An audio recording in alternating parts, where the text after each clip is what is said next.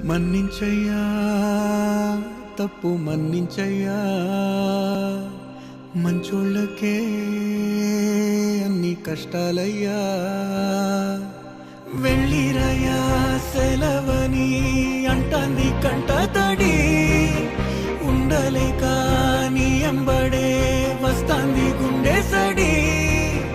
గురుదేవుడికా ఇంతటి శోకం